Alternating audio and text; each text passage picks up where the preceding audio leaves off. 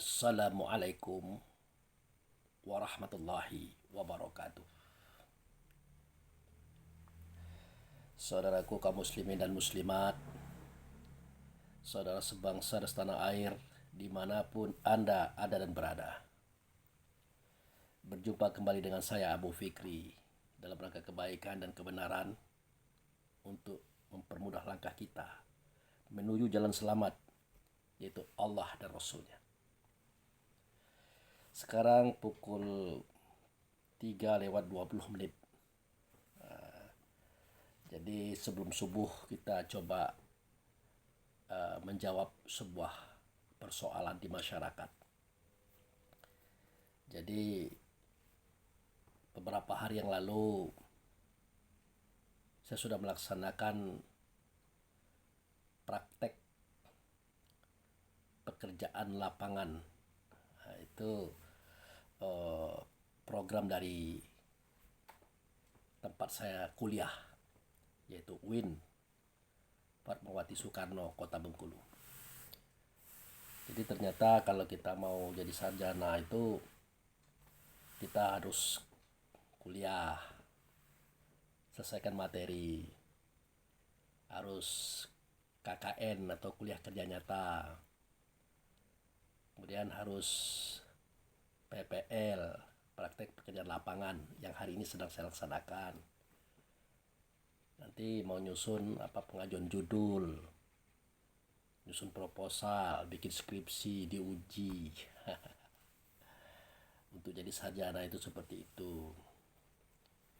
Padahal sarjana itu kan pengertiannya sederhana kalau dalam kajian ilmu tasawuf, yaitu untuk menjadikan diri kita ini seorang yang tabayun. Tabayun itu artinya kalau ada orang membawa persoalan, menceritakan keburukan terutama ya seseorang atau sekelompok orang. Nah, seorang sarjana itu ciri-cirinya dia menampung dulu. Nah, menampung dulu informasi itu. Kemudian dia hitung ini perlu apa tidak. Ya, kalau perlu mari kita adakan penelitian. Kalau tidak perlu ya sudah, lihat-lihat saja, dengar-dengar saja, senyum-senyum saja seketika kita mendapatkan informasi tentang yang seperti itu. Nah, kalau perlu ya kita ada penelitian, kita cari data-datanya dalam bentuk tulisan, fakta-fakta lokasi, informasi daripada orang ke orang, dan kepada yang bersangkutan atau pelaku sejarah.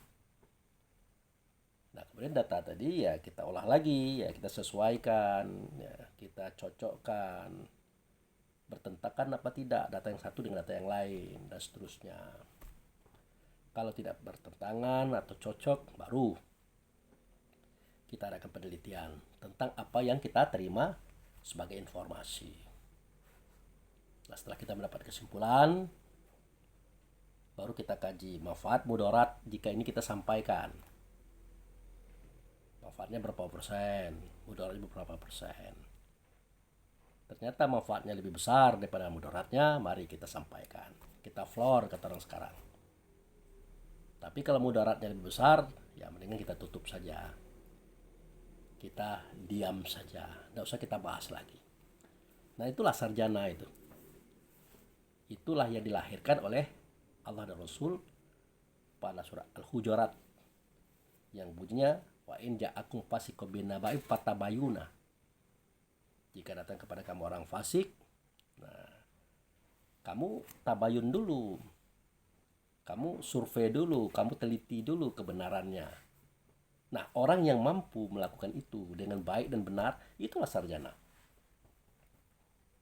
Nah, ternyata sarjana itu sebelum ada sarjana era kini yang pakai sekolah, yang pakai kuliah, pakai KKN, PPL yang saya katakan tadi, ternyata sarjana sudah ada dari zaman dulu. Bahkan dari zaman Nabi Adam sampai Nabi Isa, Nabi Muhammad, sarjana sudah ada. Nah, makanya para nabi dan rasul itu pada hakikatnya adalah ya bukan lagi sarjana, ya bukan lagi S1, S2, S3, bahkan profesor, bukan lagi. Mereka sudah walinya Allah, atau yang mewakili Allah di alam semesta ini untuk kaum dan umat. Tinggi mereka itu. Mereka diakui kebenarannya dan mereka punya pengikut. Nah, kemarin saya ikut acara PPL. Jadi di antara teman saya itu, ataupun satu di antara kelompok saya itu, dia punya persoalan. Ya, dia tidak bisa pusing. Dia tidak bisa bermasalah. Kalau pusing dia bermasalah, maka ada benjolan di tangannya, di sininya, di badannya ada benjolan. Jadi waktu itu saya katakan kepada beliau, oh, coba Anda makan tomat mentah itu. Minimal 1 hari 1 malam itu 5 biji. Nah, dia bilang aku tidak bisa makan tomat. Aku tidak bisa makan tomat. Sayuran bagaimana? Sama, aku juga susah makan sayur. Nah, aku ini makan obat setiap hari, ini obatnya nih. Aku tidak bisa makan ini, tidak bisa. Kalau aku makan ini, maka ada efek pada fisikku. Padahal dia masih muda. Usia 21 atau 22 tahun lah gitu. Jadi saya bilang, Anda itu harus memahami makna doa makan. Nah, ini mulai kajian kita masuk nih. Nah, coba baca doa makan itu. Doa sebelum makan itu bagaimana? Nah, jadi dia bacakan. Katanya, A'udzubillahi minasyaitonirrajim. Bismillahirrahmanirrahim. Allahumma barik lana fima rozaqtana wa qina azabannar. Dia bacakan itu. Kemudian saya katakan, nah coba terjemahkan doa makan itu. Nah, tidak bisa dia terjemahkan. Nah, aku tidak tahu itu Pak Abu Fikri apa itu terjemahannya. Nah, disinilah letak kelemahan kita umat Islam. Bisa membaca, bisa menghafal, bisa melafazkannya, tidak tahu terjemahannya. Nah, kalau sudah terjemahannya kita tidak tahu, bagaimana kita bisa menggali paham dan maknanya, sehingga barang itu bisa kita manfaatkan dan kita gunakan dalam kehidupan kita sehari-hari. Nah, itu. Makanya saya katakan sama beliau, Anda percaya tidak sama Allah? Percaya, dia bilang. Berapa persen? 100%. Jangan, harus 1000%. Bahkan lebih kalau bisa.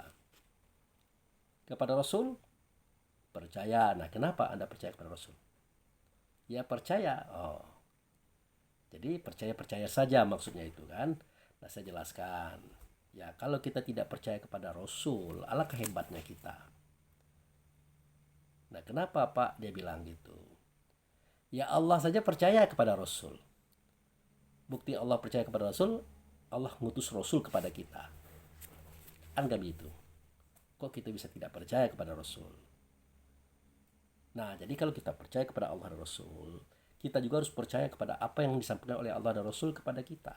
Termasuk doa makan tadi. Allahumma barik lana. Ya Allah, berkatilah. Nah, Allahumma barik lana. Ya Allah, berkatilah. Nah, jadi ya Allah, berkatilah apa yang sudah engkau rezekikan kepadaku.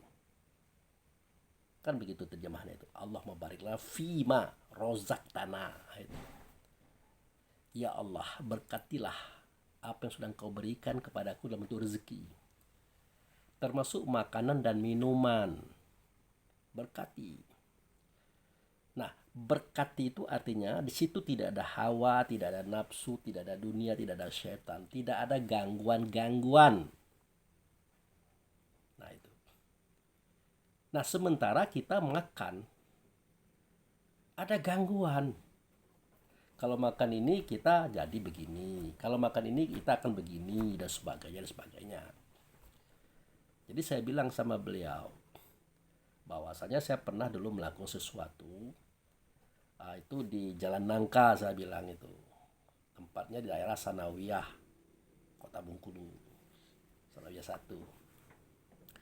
Ibu itu badannya lemes karena darah tinggi. Makan telur tidak bisa, makan daging tidak bisa, minum susu tidak bisa.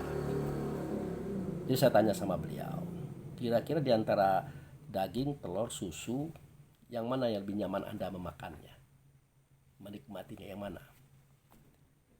Nah dia bilang, ya susu. Nah, oke, kalau begitu tolong beli susu. Akhirnya dibeli susu itu 1 kotak susu bendera kental itu. Ya bendera kental. Nah, jadi waktu itu dia serahkanlah kepada saya. Dia serahkan. Nah, sewaktu dia menyerahkan susu itu kepada saya, 1 kotak, 1 dus ya bahasanya tuh. Jadi saya bawa susu itu kepada Allah dan Rasul. Saya minta susu itu diberkati. Nah, kenapa saya berani membawa susu itu kepada Allah dan Rasul ke tempat saya berbicara dengan Allah dan Rasul, yaitu di Baitullah Hakikat, tandanya adalah Ka'bah, mengambil sebagian makom Ibrahim di situ untuk kita sholat, untuk kita berhubungan dengan dia, termasuk masalah itu tadi. Kenapa saya berani? Karena saya diajarkan oleh Allah dan Rasul tentang doa makan tadi. Kan doa makan itu kan disuruh oleh Allah dan Rasul untuk kita nyatakan sebelum kita makan. Untuk apa Allah menyuruh memerintahkannya melalui Rasul? Nah, supaya makanan kita itu diberkati. Nah, diberkati itu artinya jauh daripada unsur hawa nafsu dunia syaitan, jauh daripada unsur-unsur yang akan merusak diri kita. Nah saya bawalah susu itu, karena susu ini bagi beliau tadi kalau diminum darahnya naik, berarti kan berefek buruk. Nah saya minta supaya itu tidak, karena kasihan beliau ini aktivis kerja sehari-hari, badannya lemas, capek. Nah akhirnya setelah saya minta kepada Allah dan Rasul, ya dengan beberapa persyaratan yang harus kita buat di situ. Nah, sebagai syariatnya saya hembuskan ke dalam susu itu. Nah, saya berikan kepada beliau. Tolong bacakan Al-Fatihah, sholawat Nabi. 1 kali saja untuk 1 kotak ini, 1 dus ini. Dan setiap Anda meminumnya, jangan lupa membacakan Allah barik lana fima rozaqtana wa qina azabannar. Jangan lupa. Akhirnya dia minum susu itu. Dia minum. Tidak terjadi apa-apa. Tidak naik darahnya. Tidak terjadi efek darah tingginya, puyeng-puyeng, berat badan sehingga lemes. Tidak ada. Lempeng saja. Nah, di situ mereka mengartikan saya itu sakti. Saya itu mempunyai kelebihan di bidang hal seperti itu. Saya bilang tidak. Apa yang saya lakukan, itu bisa Anda lakukan. Saya adalah kaum Muhammad, Anda juga kaum Muhammad. Apa yang diajarkan oleh beliau, laksanakan, amalkan. Amalkan itu artinya praktekkan gitu nah. Yakini praktek itu, jangan ragu-ragu. Itu maksudnya. Nah makanya susu tadi tidak berpengaruh buruk kepada ibu, dia perempuan.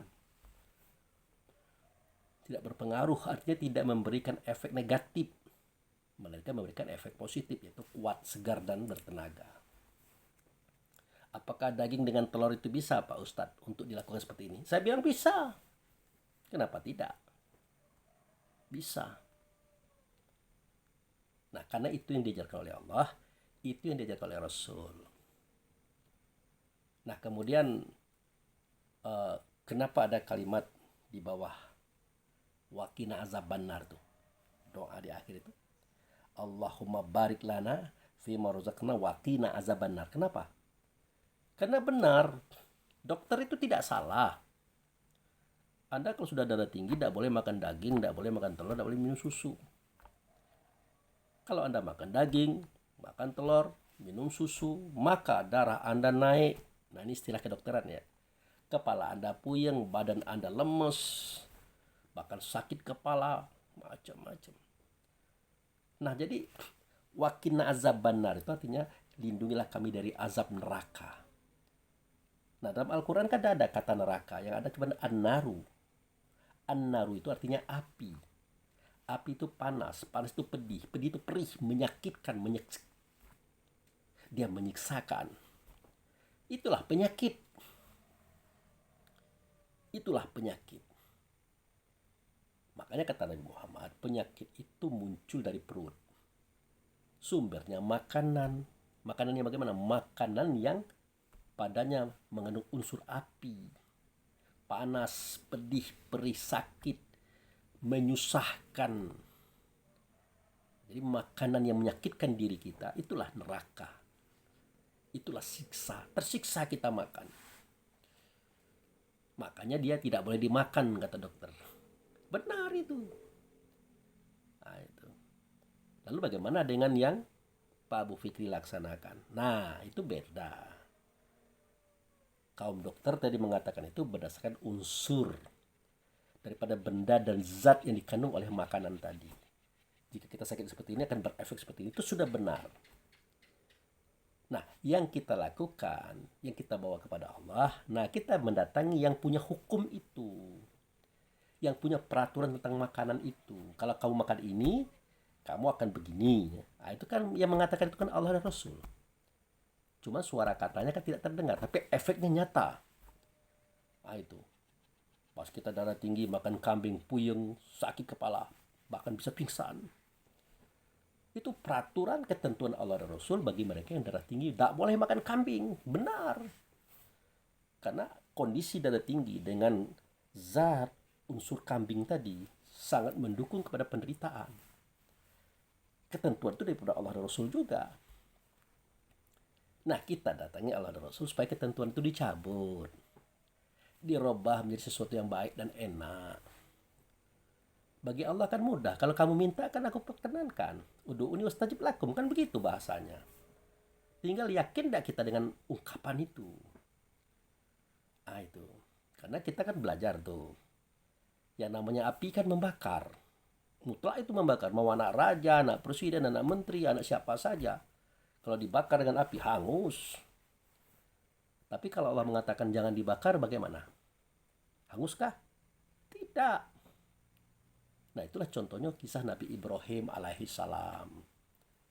Nah, itu beliau dibakar, tidak hangus, bahkan beliau nyaman dalam api itu. Timbul rasa sakinah, ketenangan batinnya, nyaman, enak dalam api itu. Kenapa? Karena Allah perintahkan kepada api supaya tidak membakar Ibrahim. Nah, wahai api, dinginlah kamu terhadap Ibrahim. Kan ada itu kalimat itu. Tapi bagaimana bisa api itu dingin pada Ibrahim? Ya karena Ibrahim minta. Dengan kalimat yang berbunyi asbunallahu wa ni'mal wakil. Cukuplah bagiku Allah sebagai wakilku terhadap penderitaan pembakaran ini. Ya kalau Allah jadi wakilnya Ibrahim, Allah mau dibakar, dingin enggak? Atau mungkinkah api itu bisa membakar Allah? Enggak bisa. Artinya Nabi Ibrahim berselindung kepada Allah. Nah, dia menyatu kepada Rasul, Rasul menyatu kepada Allah, berselindung kepada Allah. Seketika Namrud melemparkan Ibrahim ke dalam api, pada hakikatnya Namrud melemparkan Allah ke dalam api. Bukan Ibrahim Allah, bukan Allah itu Ibrahim, tetapi Ibrahim telah berselindung kepada Allah. Nah, otomatis tidak akan bisa api membakar Allah. Karena api itu ciptaan Allah. Maka Allah katakan, dinginlah kamu kepada Ibrahim. Itu kalimat yang mempermudah paham. Keyakinannya begitu. Jadi, ya pengertian mengamalkan ajaran agama itu seperti itu, saudaraku. Tidak bisa kita terima-terima saja, dengar-dengar saja, baca-baca saja, hafal-hafal saja. Tidak bisa seperti itu. Takutnya nanti agama ini tidak bermanfaat. Tidak memberikan kesan kepada kita. Begitu. Itulah makanya saya katakan kepada saudara saya tadi, nah itu ya cobalah Anda makan daging silakan, telur silakan, susu silakan. Biar fisik Anda itu sehat kuat. Karena itu adalah konsumsi fisik, menunjang fisik, energi. Caranya bagaimana? Ya caranya itu tadi kembali kepada Allah dan Rasul. Datangi Allah dan Rasul, minta barang itu diberkati. Kan diajarkan, dia yang mengajarkan doa itu. Allahumma barik lana, kan dia yang mengajarkan. Fima rozaktana, daripada apa yang berikan rezeki atas aku. Wakina azabannar, ujung-ujungnya begitu. Lindungilah aku daripada azab api, panas, pedih, perih, menyiksa, menyakitkan itu. Nah, insya Allah ud'uuni astajib lakum itu terjadi pada diri kita. Nah, itu. Makanya kita jangan sakit. Nah, jangan sakit jantung, sakit darah tinggi, sakit liver, sakit usus, sakit ginjal, sakit otak. Jangan. Lah bagaimana pula Pak Bu Fikri, kita ini kan orang sehat. Pasti sakit. Nah, orang hidup pasti mati. Iya benar. Tapi kan ada beberapa hal yang bisa kita usahakan. Ya, yang bisa kita usahakan. Misalnya begini. Kita tanyakan, kenapa terjadi sakit fisik? Ya, ini maaf nih, kita berbicara di luar ketuaan ya. Kalau orang tua ya mau tak mau sakit. Karena onderdil fisiknya sudah rapuh, sudah aus, sudah harus diganti tapi tidak ada orang jual. Nah, ini luar ya, di luar masalah ketuaan, di luar cerita kita ini. Nah, kenapa kita sakit? Tahukah kita mengapa kita menderita sakit? Ya Allah juga mengatakan, Rasul menyampaikan, fi qulubihim maradun fazadahumullahu marada. Dalam hati mereka itu ada penyakit. Allah tambah penyakit itu. Apa itu penyakit hati? Nah, itu yang pernah kita pelajari selama ini. Membenci orang, tidak suka sama orang, iri dengki sama orang, memfitnah orang, menghasut orang, menyakiti orang, menzolimi orang. Itu penyakit hati.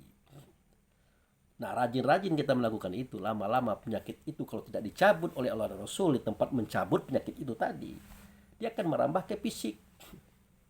Timbul darah tinggi, liver, jantung, macam-macam. Kan begitu. Apakah semua kita punya sumber penyakit? Apakah kita punya asal penyakit? Ya punya. Selama orang itu punya hati, dia punya penyakit. Karena penyakit itu ada dalam hati. Nah, sebenarnya penyakit itu tidak di dalam hati, dalam jantung dia itu. Dia itu menguasai tubuh badan jasad. Maka ruh harus mampu menguasai apa yang ada dalam jantung tadi. Jiwa. Jiwa itu harus dikuasai oleh ruh. Jangan sampai dia membenci, mendengki, iri, sampai memfitnah, menghasut orang lain, sampai menghancurkan, membinasakan orang lain. Jangan sampai. Agar ruh bisa seperti itu, ruh harus dibimbing oleh Allah dan Rasul dalam sholatnya. Karena sholat itu mencegah keji dan mungkar, kan begitu. Nah, nanti dalam sholat baru dicabut oleh Allah penyakit hati dalam dada. Wa nazana ma fi sudurihim min ghillin tajri min tahtiha al-anhar. Di tempat yang mengalir air di bawahnya, di situ ku cabut penyakit hati dalam dada mereka. Nah, dicabut. Ya kalau dicabut penyakit hati kan lama-lama kan habis. Tidak jadi dia merambah ke tubuh, ke badan, ke jasad. Tidak jadi. Kan gitu pelajaran kita selama ini. Oke ya, kita tidak membahas itu. Nah, makanya jangan sakit. Tapi kami Pak Abu Fikri udah usia 60-70 nih tulangnya, wah ya biasa itu. Kan saya bilang tadi, kecuali penyakit orang tua itu tidak bisa kita bahas di sini. Itu sudah pokoknya itu, udah harus.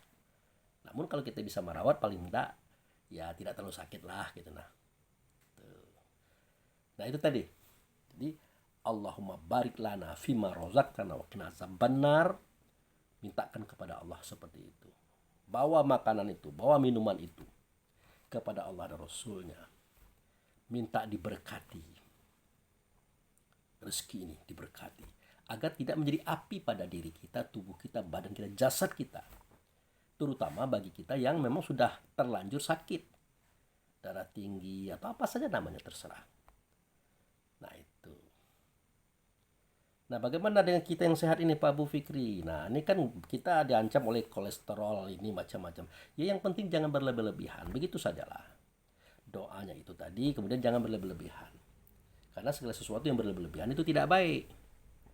Ya, walaupun benar, ya, halal, kalau berlebihan itu jadi tidak baik. Bahkan bisa jadi haram loh. Bisa jadi haram. Nah, gitu.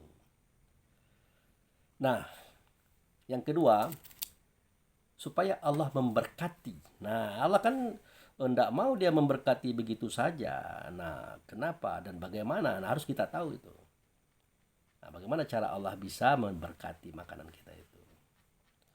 Nah, kita harus bisa mengolah makanan itu dalam bentuk apa yang Allah kendaki. Apa yang Rasul tetapkan atas kita. Begitu. Apa itu? Nah, pertama, kita tahu tuh yang kita makan tuh apa. Tuh ya. Yang kita makan itu apa, yang kita minum itu apa. Kan kita tahu. Yang kita makan adalah buah-buahan, biji-bijian, sayur-sayuran, hewan-hewanan. Kan itu tuh. Yang kita minum adalah air, juga susu, madu, dan berbagai macam bentuk cairan yang baik untuk diminum. Kan? Nah, yang perlu kita ketahui, mereka yang kita makan, mereka yang kita santap itu tahu enggak kita siapa beliau-beliau itu? Siapa? Oh, yang saya makan tuh Pak Abu Fikri onta, kerbau, kambing, sapi, ayam, burung, telur. Yang kita minum tuh air sumur, air danau, air ledeng. Iya, tapi statusnya di hadapan Allah dan Rasul, tahu enggak kita siapa dia itu? Nah, itu dulu. Nah, kalau kita tahu siapa dia, nah, perlakukanlah dia itu sebagaimana pengetahuan kita terhadap dia tadi. Misalnya kita potong onta, kerbau, sapi, kambing, ayam, burung, telur, sayur sekalipun, buah sekalipun. Potonglah mereka itu, sembelihlah mereka itu, matikanlah mereka itu, bunuhlah mereka itu dengan cara Allah dan Rasul. Bagaimana caranya? Ya mengembalikannya kepada asal. Karena mereka ini yang kita tahu ya, dia hanya punya jiwa atau nyawa. Jarang kita tahu kalau dia punya ruh sama dengan kita, ruhnya. Jarang kita tahu. Nah, itu. Sehingga kita sewenang-wenang melakukan apapun terhadap mereka.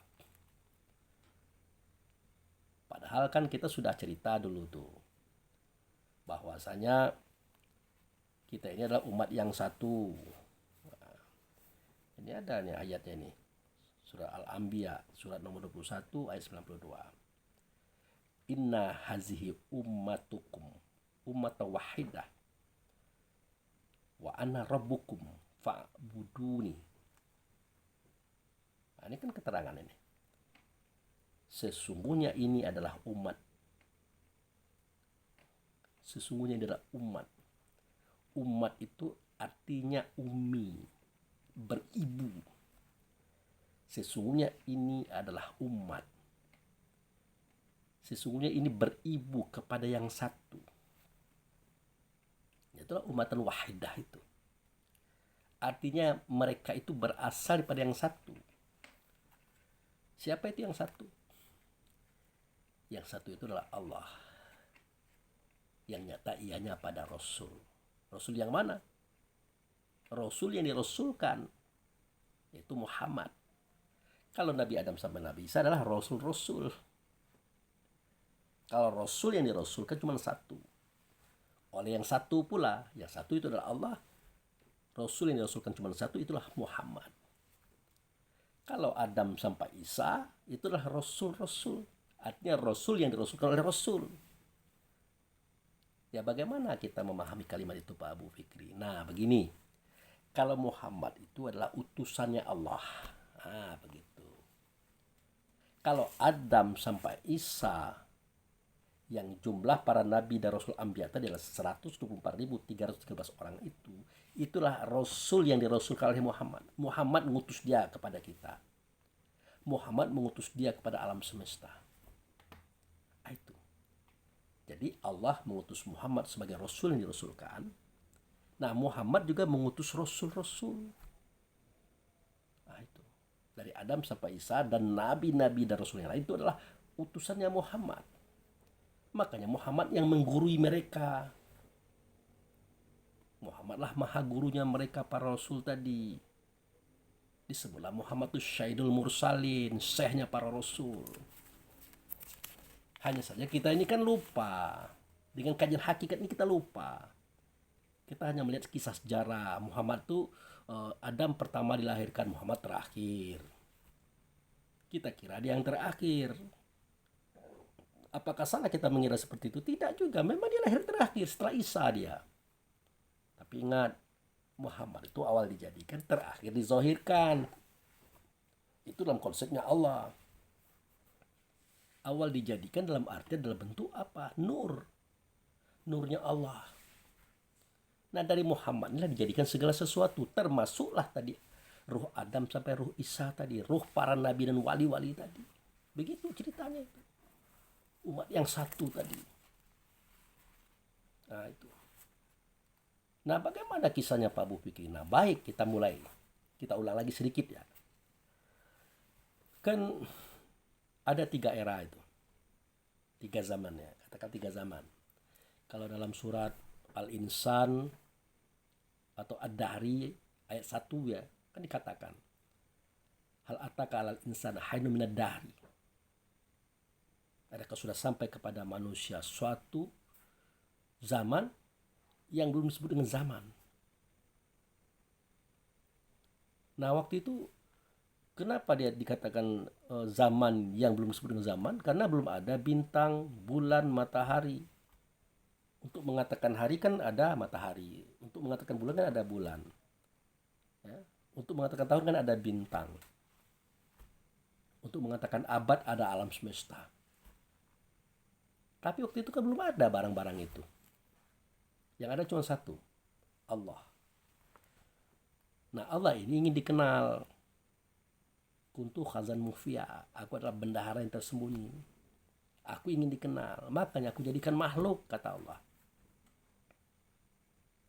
Nah, waktu itu eranya, zamannya adalah zaman la ilaha illallah. Tidak ada zat, tidak ada sifat, tidak ada nama, tidak ada perbuatan kecuali Allah lah dianya waktu itu. Jadi zat 1, sifat 2, nama 3, perbuatan 4. Itu unsur penciptaan alam semesta 4 tadi. Semuanya berkumpul menjadi satu, itulah Allah. Waktu itu. Nah, era itu disebut dengan era la ilaha illallah.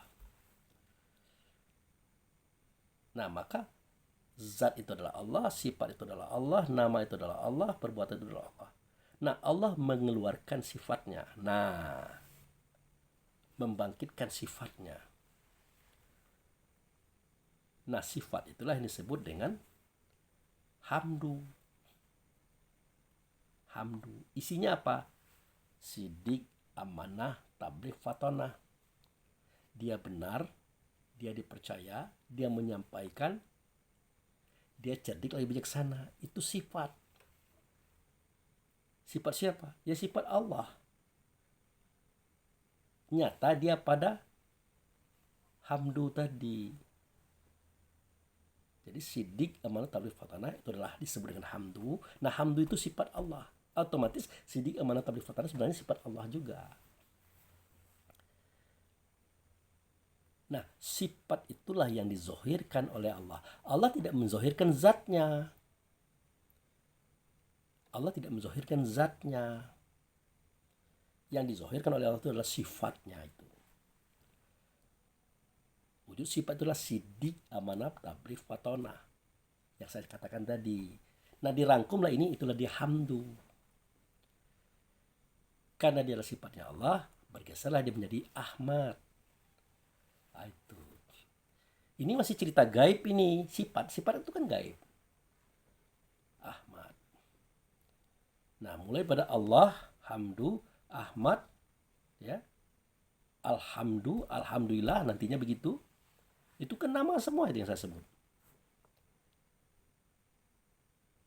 Makanya zat, sifat, nama, perbuatan. Nah, perbuatan itu tidak nyata, melainkan nyata pada fisik. Maka itulah tubuh, badan, jasad. Jadi Allah zahirkan sifatnya, yaitu hamdu. Isinya adalah sidik amal talif watonah. Ya, wujudnya adalah jasad. Seketika sifat itu berjasad, maka dia bernama dengan nama Muhammad. Muhammad itu artinya orang yang membawa sifat, di dalamnya ada hamdu. Ya, gitu. Ada sidik amal talif watonah tadi. Processing ini dinyatakan oleh Allah tahun 571. Tanggal 12 Rabiul Awal 571 Masehi. Nah, dia itu terdahulu diawalkan, terdahulu dijadikan. Nah, dari dia ini nanti akan dijadikan yang lain-lainnya. Makanya era la ilaha illallah, itu era pertama. Nah, seketika Allah menzahirkan sifatnya, membangkitkan sifatnya, jadi dua eranya. La ilaha illallah Muhammadur Rasulullah. Nah, itu dia. Sudah dua. Nah, seketika Allah menjadikan alam semesta beserta isinya itu daripada Muhammad, jadilah dia era ketiga. Asyhadu an la ilaha illallah wa asyhadu anna Muhammadar Rasulullah. Begitu. Jadi tadi Allah, sudah itu Muhammad. Nah, sekarang ada yang menyaksikan Allah, ada yang menyaksikan Muhammad. Dengan ucapan asyhadu an la ilaha illallah wa asyhadu anna Muhammadar Rasulullah. Aku bersaksi tidak ada zat, tidak ada sifat, tidak ada nama, tidak ada perbuatan kecuali Allah lah dianya. Oleh karena Allah itu zat, tidak bisa aku saksikan, tidak bisa aku dengar, ya, tidak bisa aku hadapi. Nah, yang aku lihat, yang aku dengar adalah sifatnya, itulah Muhammad. Itulah utusannya, itu yang daripada Allah. Dia itulah wujud serta Allah. Muhammad itu yang aku saksikan. Aku yang mana? Aku para makhluk tadi. Nah, jadi berkatalah Rasulullah dalam sebuah hadis kursi. Apa kata Allah kepada Muhammad? Oleh Muhammad disampaikan pada kaumnya waktu itu. Khalaqtal asya' li ajlika. Wa khalaqtaka li ajli. Nah, kan begitu. Aku jadikan segala sesuatu ini, hai Muhammad, daripada engkau. Aku jadikan engkau daripada aku. Kan begitu bahasanya Allah kepada Muhammad agar disampaikan kepada kita. Nah, itu. Nah, kemudian dibacakan lagi oleh Muhammad ungkapan Allah tadi dalam bentuk yang lain tapi sama. Laulaka ma khalaqtul asya. Kalau bukan karena engkau, tidak akan kujadikan segala sesuatu. Nah, ini kan menunjukkan bahwa Muhammad itu asal muasal kejadian segala sesuatu. Akan begitu. Maka berkatalah Muhammad dalam kata menurun. Ana minallah wal mu'minum minni. Gitu dia. Aku daripada Allah, si mukmin itu daripada aku. Lalu pernahkah kita tahu siapa itu si mukmin? Si mukmin ini adalah satu daripada pangkal penciptaan alam semesta. Adalah satu daripada penciptaan alam semesta. Nah, berkatalah Rasulullah dalam sebuah hadis yang panjang, 4 pasal yang dijadikan daripada Muhammad. 1, negeri yang diberkati. Itulah negeri Bakkah yang dijelaskan pada surat Ali Imran ayat 96-97. Kedua, aras di bumi atau Baitullah. Itu juga diceritakan pada surah Ali Imran ayat 96-97. Yang ketiga, sorga neraka. Itulah rasa diri kita. Sorga itu rasa bahagia, neraka itu rasa penderitaan. Bermula dari rasa itu, berwujud dalam bentuk tindakan, dalam bentuk fakta. Itulah sorga neraka yang nanti akan kita temukan. Semua itu bermula pada rasa diri kita. Nah, yang keempat adalah mukmin. Nah, itu Lalu siapa ini mukmin? Mukmin itu artinya orang yang percaya kepada Tuhan, percaya kepada Allah dan percaya kepada Rasul. Maka perlu dimunculkan sebuah cerita, kisah oleh Allah dan Rasul seketika Nur Muhammad. Nah, ingat ya, negeri yang diberkati, aras di bumi, sorga neraka, mukmin tadi, itu adalah Nur Muhammad. Baru jam 4 pagi. Saya pikir udah 4:30. Kalau 4:30 kita sahur dulu. Puasa apa itu Pak Abu? Nah, itu puasa kesehatan. Saya saudara-saudaraku maaf ya, ini dalam syariat Nabi tidak ada ya. Saya itu puasanya sepanjang masa. Kalau dulu kan puasa Senin Kamis, puasa Nabi Daud. Nah, sekarang puasa sepanjang masa. Artinya seminggu itu berpuasa. Kecuali hari Sabtu dan hari Minggu saya berbuka. Untuk apa? Untuk kesehatan fisik. Saya mau cari obat yang gratis-gratis lah. Yang mudah, yang murah, dan hemat. Hemat di mana? Hemat di uang. Tidak banyak jajan kalau puasa itu. Nah, gitu kan gitu. Karena kita sehat. Nah, itu. Oke, kita jangan cerita itu lagi. Nanti kapan-kapan kita cerita tentang puasa itu. Jadi, negeri yang diberkati, aras di bumi, surga neraka, mukmin, itu semuanya adalah nur. Nur Muhammad. Muhammad adalah nurnya Allah. Nah, jadi mukmin ini seketika berada di dalam Baitullah, itu nur, itu cahaya waktu itu. Nah, jadi di situ kan dikatakan tuh, wa iz akaza rabbuka min bani adam min zuhurihim zuriyatum ashhadum ala anfusahum alastu bi rabbikum qalu bala syahidna antakulu yaumal qiyamah inna kunna an hadzal ghafilin. Nah, ayat ini dispesialkan untuk Bani Adam, untuk tubuh, badan, dan jasad. Tetapi ada kalimat diangkat sumpah atas diri mereka masing-masing itu kepada ruh, kepada Nur Muhammad. Itu sudah merupakan cerita serpihan, sudah 7 kisah itu. Sebenarnya waktu itu Allah dan Rasul mengumpulkan semua Nur Muhammad yang berstatus mukmin tadi di luar negeri yang diberkati, aras di bumi, dan surga neraka. Di luar itu mukmin, hanya mukmin, nur semuanya. Nah, waktu itu berkatalah Allah melalui Muhammad. Apa kata Muhammad? Alastu bi rabbikum, adakah tidak aku ini dengan Tuhan kamu? Nanti saudara lihat pada surat Al-A'raf, surat nomor 7, ayat 172. Adakah tidak aku ini dengan Tuhan kamu? Nah, Tuhan itu kan Allah tuh waktu itu ya. Waktu itu Allah itu Tuhan. Makanya Muhammad berkata, adakah tidak aku ini dengan Tuhan kamu? Mereka menjawab, bala syahidna. Mereka yang mana? Mereka yang nur bernama mukmin tadi. Benar engkau dengan Tuhan kami. Kami menyaksikan. Nah, ingat, bagaimana cahaya bisa berkata seperti itu? Badannya belum ada, bibir belum ada, gigi belum ada, lidah belum ada. Kok bisa ngomong? Nah, ini yang saya katakan untuk mempermudah paham. Suara, bahasa, katanya cahaya waktu itu diceritakan seakan-akan itu adalah punya badan, punya bibir, punya lidah, dan ngomong kayak kita. Padahal tidak seperti itu. Agar kita mudah paham saja.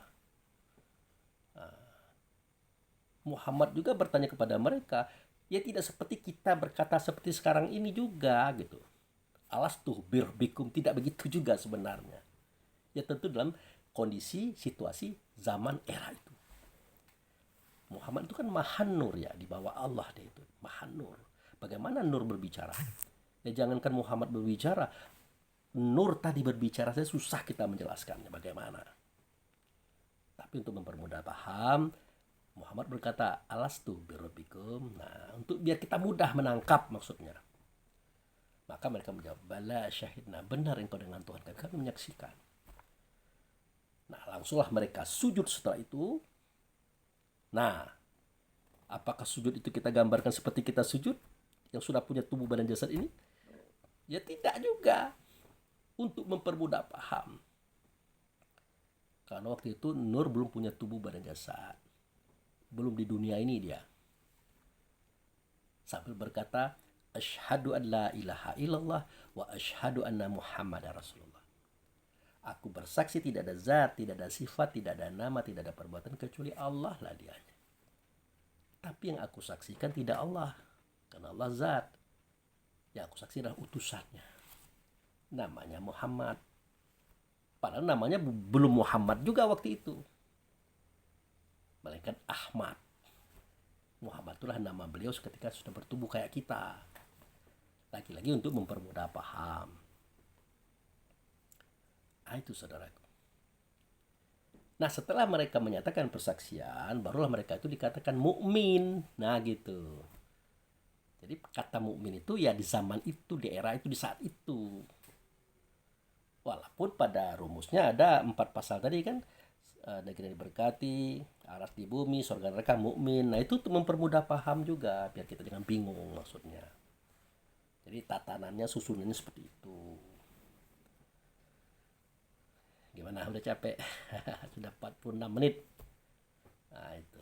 Sabar ya. Nah, akhirnya mereka diberi nama oleh Allah dan Rasul Al-Mu'min. Nah, makanya innamal mu'minul ikhwah. Sesungguhnya mukmin itu bersaudara. Bersaudara. Siapa mereka? Oke, kita masuk. Jadi, sesuai dengan kehendak Allah tadi, dia ingin dikenal, maka dia jadikan makhluk, dimulai pada Muhammad. Nah, sekarang Muhammad menjadikan. Sebenarnya Allah menjadikan melalui Muhammad. Nah, kita kenal itu malaikat Jibril CS. Kita kenal itu Adam. Kita kenal itu iblis atau jin. Jibril, Mikail, Israel, Israfil, Rakib, Atib, Mungkar, Nangkir, Ridwan, Malik, dan semua para malaikat terbuat dari apa? Tubuhnya dari apa terbuat? Ya dari cahaya. Nah, tubuhnya, badannya, jasadnya dari cahaya. Diambillah mukmin tadi, dimasukkan ke dalam tubuh terbuat dari cahaya. Maka jadilah dia Jibril, Mikail, Israel, Israfil. Itu yang membuatnya Allah Muhammad sebagai pelakunya. Jadi Jibril sampai Ridwan itu, ya Jibril, Mikail, Israel, Israfil, Rakib, Atib, Mungkar, Nakir, Ridwan, Malik, itu hanya wakil daripada para malaikat. Jumlah malaikat itu triliunan banyaknya. Itu yang menjadikannya adalah Muhammad, saudaraku. Ingat ya, ini kajian hakikat ya, hati-hati. Nah, dimasukkan ke dalam tubuh yang terbuat dari cahaya, namanya malaikat. Ya, mukmin tadi.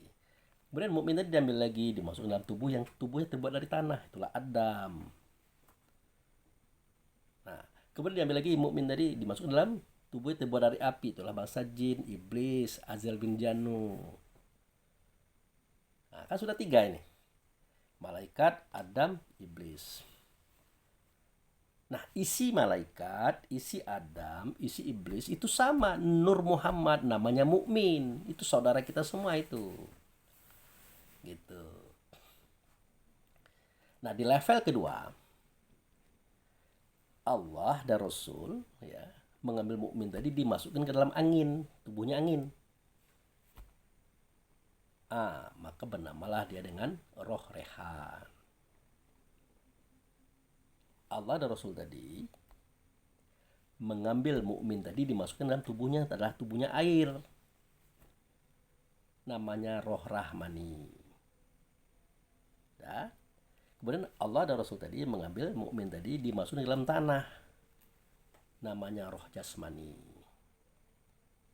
Allah dan Rasul tadi mengambil nur tadi dimasukkan dalam api. Namanya Roh Idafi. Jadi angin, air, tanah, api, mereka punya roh. Ada mukmin dalamnya. Makanya di zaman Nabi Hud, Allah dan Rasul memerintahkan angin itu berhembus 3 hari 3 malam itu sampai mematikan semua penduduk negeri. Nah, itu diperintah karena ruhnya ada.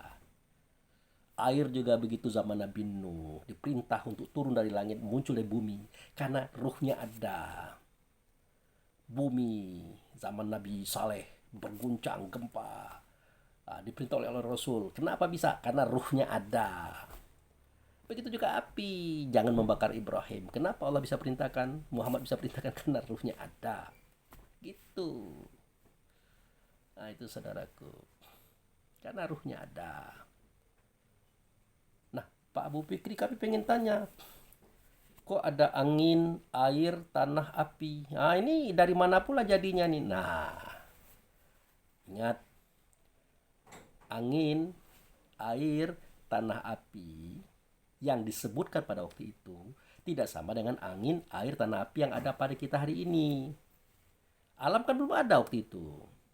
Ya, belum ada waktu itu. Tapi kenapa ada angin, air, tanah, api? Nah, ini angin, air, tanah, api yang ada di negeri Bakkah. Ingat, yang ada di negeri Bakkah. Jadi angin, air, tanah, apinya bukan angin, air, tanah, api yang biasa-biasa yang kita kenal. Ini angin, air, tanah, api yang ada di negeri Bakkah. Gitu. Dunia belum ada waktu itu, belum ada. Itu saudaraku ya. Nah, kemudian di level kedua tadi, angin tadi ruhnya namanya Rehan, air tadi namanya Rahmani, tanah tadi namanya Jasmani, api tadi Idafi. Nah, ini disatukanlah oleh Allah dan Rasul. Dari sini terjadi langit, bumi beserta isinya. Itu level ketiga. Ya. Level pertama malaikat, Adam, jin. Level kedua angin, air, tanah, api. Level ketiga langit, bumi beserta isinya. Itu isi daripada mereka itu adalah mukmin semuanya itu. Ruh semua itu. Ayat namanya. Sama dengan kita. Gitu. Nah, apa yang ada di langit? Isi langit itu adalah ruh. Ayat yang disebut dengan mukmin tadi. Apa yang ada di bumi? Isi dalam mereka itu adalah ruh. Ya. Mukmin, ayat sama dengan kita. Makanya kita ini bersaudara dengan mereka itu. Nah, kita tidak usah cerita langit. Langit ada bintang, ada bulan, ada matahari, semuanya itu punya ruh. Ya. Kita cerita aja yang di bumi. Ada gunung, ada lembah, ada laut, danau, sungai, ya. Ada hewan-hewanan, daun-daunan, sayur-sayuran, biji-bijian dan semuanya itu. Itu punya ruh semua yang sama dengan kita. Ruhnya sama dengan kita. Dan jiwanya juga sama dengan kita. Ya, kita ini kan tubuh pada jasad ini sebelum masuk ruh kan sudah hidup nih. Spermatozoa itu jiwa yang isinya itu jiwa atau an-nasu atau manusia. Nah, setelah 4 bulan 10 hari kan baru dimasukkan ruh itu. Kan gitu. Mereka juga begitu sama. Hanya saja berbeda bentuk makhluk. Maka berbeda kadar cara dia berpikir, ya, cara dia memahami itu berbeda. Ya, jangankan kita dengan langit, kita dengan bumi, kita dengan hewan dan macam-macam. Kita sesama kita saja, laki-laki sama laki-laki saja cara berpikirnya sudah berbeda. Apalagi dengan perempuan, jauh lebih berbeda lagi. Apalagi dengan makhluk yang namanya hewan. Ya, sayur-sayuran tumbuh itu beda jauh. Tapi ingat isinya sama dengan kita. Sama dengan kita. Nah, mari kita lihat ya, mari kita lihat kalimat-kalimatnya. Ini udah mau ngaji. Takutnya nanti suara ngaji masuk sini nggak terdengar lagi ceramah kita ini. Nah, ini. Nah, di sini surah Asy-Syura, surat nomor 42 ayat 29. Ya. Wa min ayatihi khalqus samawati wal ardi wa ma ba'atsa fihima min dabbatil wa huwa ala jam'ihim iza matsa'u qadiru. Apa terjemahannya Pak Abu Fikri? Dan sebagian daripada ayatnya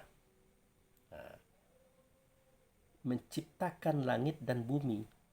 Dan sebagian daripada ayat-ayat, nah itu dijadikan oleh Allah dan Rasul langit dan bumi. Dan menjadikan makhluk pada kedua-duanya. Berarti di langit ada makhluk, di bumi juga ada makhluk. Dan ia maha kuasa mempertemukan kedua kelompok makhluk itu jika ia berkehendak. Jadi di langit itu adalah ayat, bumi adalah ayat.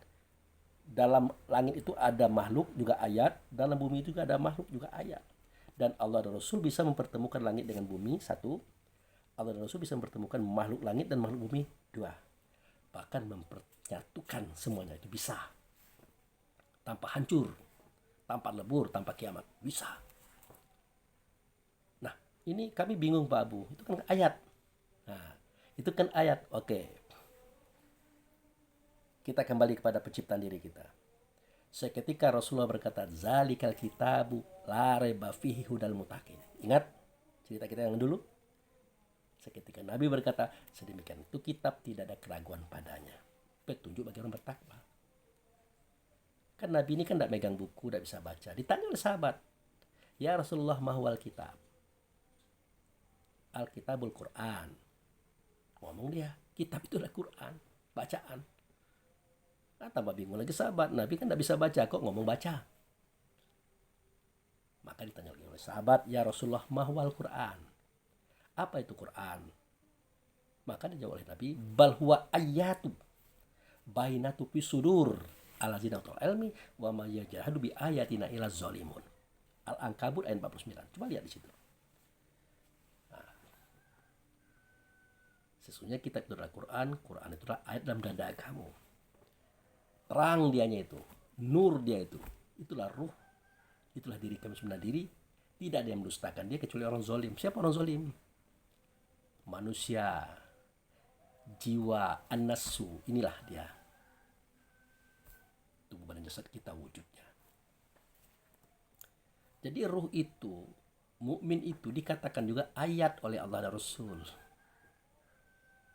Kalau kitab jelas kan, alif lam mim, alif Allah, mim, alif lam Allah, mim itu Muhammad.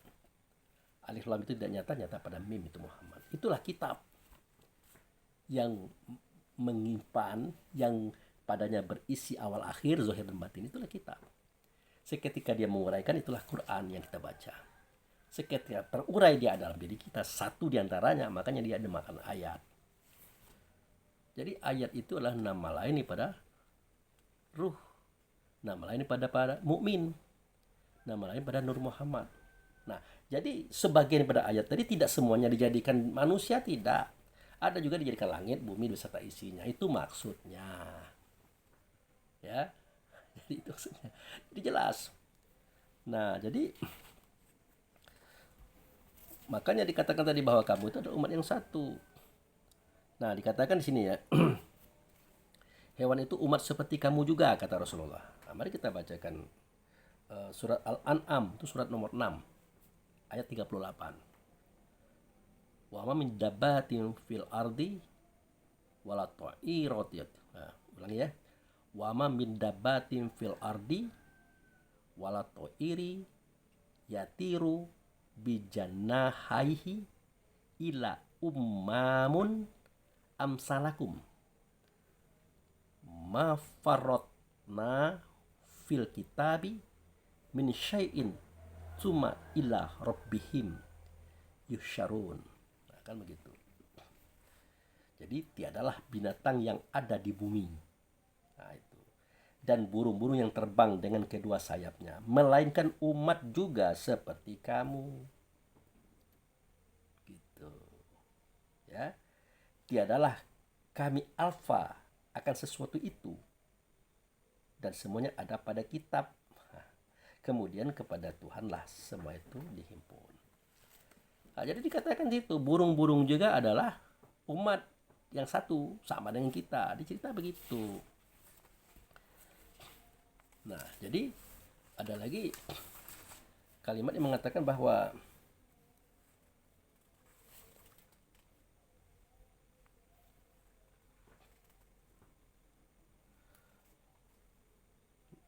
Nah, ini keadaan ini siang dan malam. Nah, kalau siang itu matahari, kalau malam itu bulan dan bintang kan gitu. Nah, juga itu ayat kata Allah. Ya, ini dalam surah Ali Imran ayat 190. Ali Imran ayat 3 ya.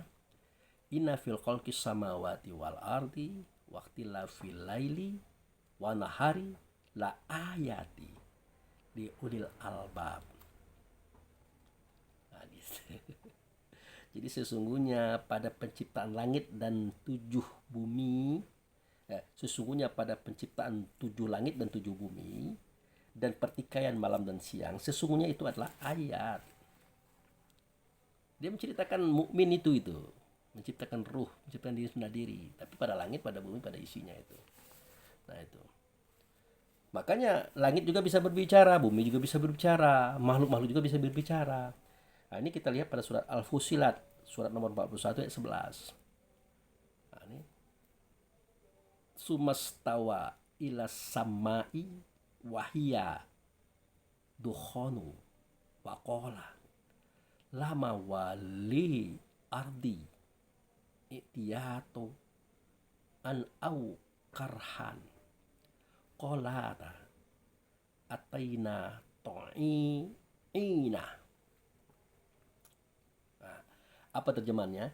Kemudian dia menuju kepada penciptaan langit, dan langit itu merupakan asap. Lalu ia berkata kepada langit dan bumi. Nah, Allah dan Rasul berkata kepada langit dan bumi, datanglah kamu berdua menurut perintahku dengan suka hati atau terpaksa. Nah, jadi Allah dan Rasul ngomong pada langit dan bumi waktu itu masih dalam kondisi baru dibuat ya. Keduanya menjawab, kami datang dengan suka hati. Gitu. Nah, ini kan sudah jelas bahwasanya dia adalah sama dengan kita. Dia adalah yang umat seperti kita. Nah, kembali kepada cerita kita masalah makanan tadi. Oleh karena itu, perlakukanlah langit, bumi beserta isinya, termasuk makanan tadi, buah-buahan, hewan-hewanan, buah-buahan, sayur-sayuran, biji-bijian tadi, air tadi, perlakukan sebagai saudara kita. Jangan sembrono. Karena mereka sudah mengorbankan kehidupannya untuk kepentingan kita menuju Allah. Ya, mengorbankan kehidupannya untuk kepentingan kita menuju Allah. Kenapa? Tadinya mereka ditawarkan amanah untuk itu, tapi mereka menolak. Setelah amanah itu diberikan kepada kita, mereka pengen juga begitu, tapi tidak bisa lagi. Satu-satu cara untuk mereka dapat melaksanakan amanah itu adalah mereka mendukung kita menuju Allah dan Rasul. Makanya mereka jadi makanan dan minuman kita, pakaian dan tempat kita. Maka jangan sembrono dengan mereka, supaya diberkati makanan ini. Ini kan cerita kita tadi. Nah itu. Jadi ketika kita mau memotong onta, kerbau, sapi, kambing, ayam, burung, telur, sayur, buah-buahan, tolong diingat ini saudara kita yang sedang kita potong, saudara. Perlakukanlah dia dengan baik. Biar kita diberkati oleh Allah, biar cocok doa kita, Allah mau barik lana tadi.